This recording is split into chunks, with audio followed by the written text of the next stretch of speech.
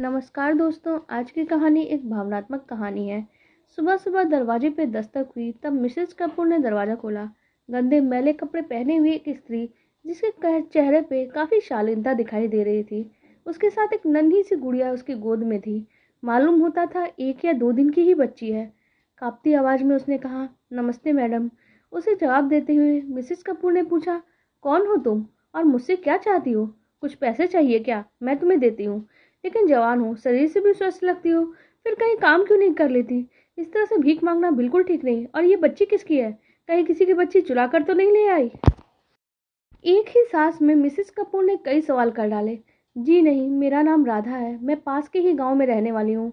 यहाँ किसी और की नहीं, ये तो मेरी ही बेटी है। अभी 2 दिन पहले ही मैंने इसे जन्म दिया है। किंतु मेरे पति और परिवार वालों ने बेटी को जन्म देने की वजह से नाराजगी दिखाई और मेरी फूल जैसी कोमल सी बच्ची को जान से मारने की योजना बनाने लगे।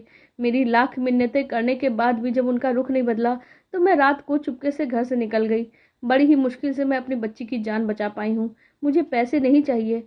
आपका इतना बड़ा बंगला और गाड़ियां देख के मैं यहाँ बड़ी उम्मीद लेकर आई हूँ कि इतने बड़े घर में कुछ ना कुछ काम तो मुझे अवश्य ही मिल जाएगा। मैडम, मुझे दया नहीं चाहिए, किसी तरह की भीख भी नहीं चाहिए। मुझे अब अकेले ही अपनी बेटी को बड़ा करना है, पढ़ाना है, उसे अपने पैरों पे खड़ा करना है। उसकी बातें सुनकर और प्रभावशाली ढंग से देखकर मिसेस कपूर ने उसे काम पर रख लिया। यूँ तो मिसेस कपूर के घर में कई नौकर चाकर थे, किंतु स्वभाव से बेहद दयालु थी।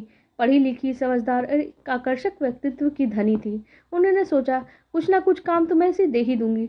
वैसे भी उन्हें बेटियों से बहुत लगाव था। उनकी स्वीकृति मिलते ही राधा के चेहरे पे इत्मीनान के स्पष्ट रूप से भाव दिखाई दे रहे थे।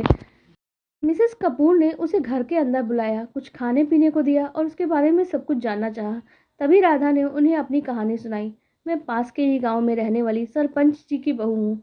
घर में रुपए पैसे की कोई कमी नहीं है, इज्जत भी बहुत है। मेरी शादी को 2 साल हो गए हैं। शादी के 1 साल बाद ही मैं गर्भवती हो गई। घर में बेहद खुशी का माहौल था। मेरी देख रेख में भी कोई कसर नहीं थी। देखते ही देखते 9 महीने बीत गए। फिर मैंने एक कन्या को जन्म दिया। बेटी की बात सुनते ही मानो जैसे पूरे घर को सांप ही सूंघ गया हो। सभी निराशावादी की तरह मौन व्रत ले चुके थे। मेरे पास तक कोई नहीं आया। यह उसी दिन की बात है जब रात को मेरे कानों में कुछ बुदबुदाने की आवाज आई। मैंने कान लगा के जब सुना तो चौंक गई। वहां तो मेरी बेटी को जान से मार डालने की योजना बनाई जा रही थी। बस मैडम, मौका मिलते ही मैं अपनी बच्ची को लेकर वहां से खाली हाथ निकल पड़ी। सब कुछ होते हुए आज मेरे पास कुछ भी नहीं है, लेकिन मेरे पास मेरी बेटी है और एक उम्मीद है। उसका जीवन बचा है तो उसका भविष्य भी मैं जरूर बना लूंगी। उसकी आप बीती सुन के मिसेस कपूर का दिल भर आया और उन्होंने उसे रसोई का काम सौंप दिया। वैसे भी मिसेस कपूर बेटी बचाओ बेटी पढ़ाओ योजना के तहत काफी सामाजिक गतिविधियों से जुड़ी हुई थी। उन्होंने राधा को अपने बंगले के पीछे बने हुए कमरे में से 2 कमरों का घर रहने के लिए दे दिया। राधा ने दूसरे दिन से ही काम करना शुरू कर दिया। वह काफी स्वादिष्ट खाना बनाती थी और सारा काम सफाई से करती थी। मिसेस कपूर उससे काफी प्रभावित थी। रोज रात को वो देखती थी कि राधा के कमरे की लाइट काफी देर तक जलती रहती है। यह देखकर उन्हें जानने की जिज्ञासा होती थी कि इतनी देर रात तक राधा लाइट जला के रखती है, वो इतनी देर तक जागती है। आखिर क्यों? क्या जिज्ञासा थी उनके दिल में? यही जिज्ञासा उनके दिल में जग रही थी और वो इतनी देर तक जागती थी। इसी बात को जानने के लिए उन्होंने चुपके से आहट सुनने और जानने की कोशिश की कि अंदर चल क्या रहा है, किंतु कोई आवाज उन्हें सुनाई नहीं दी। फिर दरवाजे पे उन्होंने धीरे से दस्तक दी। राधा ने जब दरवाजा खोला तो दंग रह गई। अरे मैडम जी, आप, कुछ काम था क्या? कुछ काम है तो अभी बोल दीजिए मैडम, मैं अभी कर देती हूँ। नहीं नहीं, कोई काम नहीं है, लेकिन तुम क्या कर रही हो? मिसेस कपूर ने उसके आगे कहा, मुझे तुमसे बात करने की इच्छा हो रही थी, इसीलिए मैं यहाँ आ गई। मिसेस कपूर ने कहा। उसके बाद कहा, ठीक है, आइए बैठिए।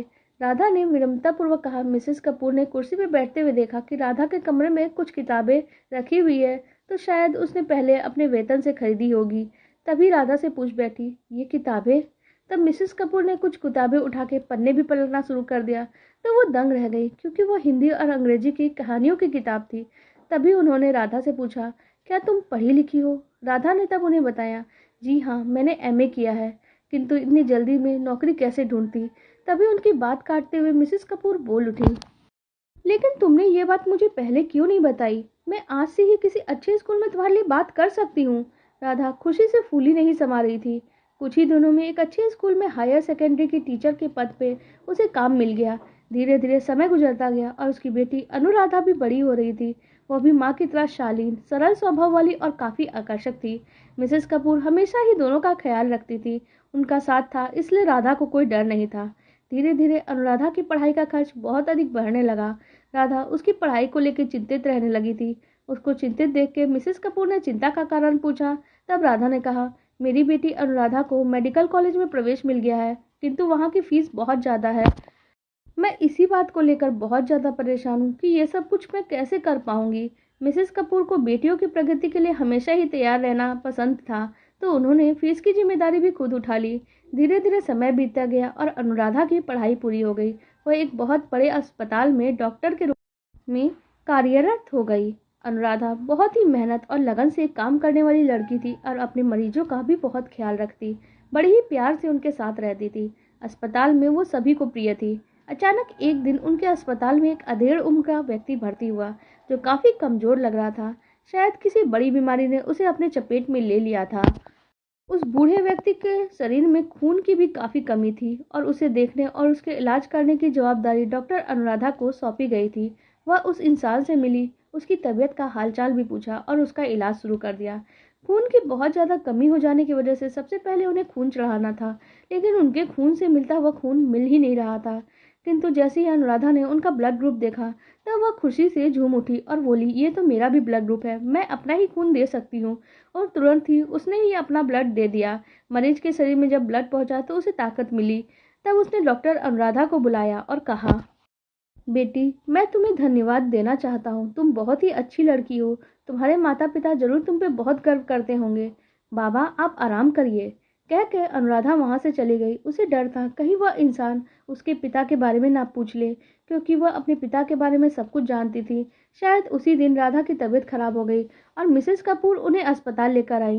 राधा को उस मरीज के बाजू वाले पलंग पे ही लेटाया गया, जब वह बेहोशी की हालत में थी। अनुराधा लगभग दौड़ते हुए माँ माँ का आवाज लगाते हुए वहां पहुंच गई।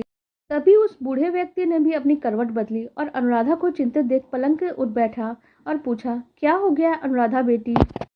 अनुराधा ने अपनी माँ की तरफ इशारा करते हुए कहा, देखो ना बाबा, मेरी माँ की तबीयत बहुत खराब हो गई है।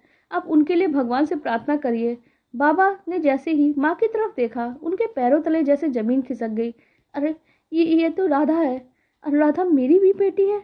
उसकी आंखों में आंसुओं की धारा बह रही थी। मन बहुत बेचैन हो उठा था, घबराहट हो रही थी। वह राधा के होश में आने का इंतजार कर रहे थे। कहीं राधा ने दूसरी शादी तो नहीं कर ली? नहीं नहीं, वो ऐसा नहीं कर सकती। तभी राधा को होश आने लगा। उससे पहले राधा पूरी तरह से होश आए, उसका सामना करने के ख्याल से वो डर गए। तब उस व्यक्ति ने अनुराधा से कहा, बेटा, तुम अपने पिताजी को बुला लो। किंतु उन्हें बिल्कुल भी उम्मीद नहीं थी। जैसी जवाब की, वैसी अनुराधा ने जो कहा, बाबा, मेरी माँ और पिता दोनों की जवाबदारी मेरी माँ ने अकेले ही उठाई है। जिस दिन मेरा जन्म हुआ था, उसी दिन मेरे पिता मेरी माँ के लिए मर चुके थे। मेरी माँ के पास बस दो ही विकल्प थे, उसे मुझ में और मेरे पिता में से किसी एक को चुनना था, और वह एक मैं थी। क्योंकि मेरे पिता को अगर वो चुन लेती तो शायद मैं जिंदा भी नहीं होती, और मेरी माँ मुझे जिंदा रखना चाहती थी। इसलिए मेरी माँ ने मेरे पिता के जिंदा रहते हुए भी अपनी मांग का सिंदूर मिटा दिया। मैं एक विधवा की बेटी हूँ, पिता होते हुए भी। यही सिखाकर मेरी माँ ने मुझे बड़ा किया है। उनकी बातें चल रही थी, तभी राधा ने उनसे पूछा, अनुराधा बेटा कौन है? तभी बाबा ने अपना मुंह छिपा लिया और बिना बताए ही चुपके से अस्पताल से चले गए। वह तन से तो ठीक हो गए थे, पर मन से बीमार होकर गए। अनुराधा सोच में पड़ गई, आखिर ये बाबा बिना बताए क्यों चले गए? अनुराधा को उसके सवाल का जवाब तो नहीं मिला। पर आपको ये कहानी कैसी लगी, आप कमेंट करके जरूर बताएं। साथ ही वीडियो को लाइक कर दें और हमारे चैनल को भी सब्सक्राइब कर लें। धन्यवाद।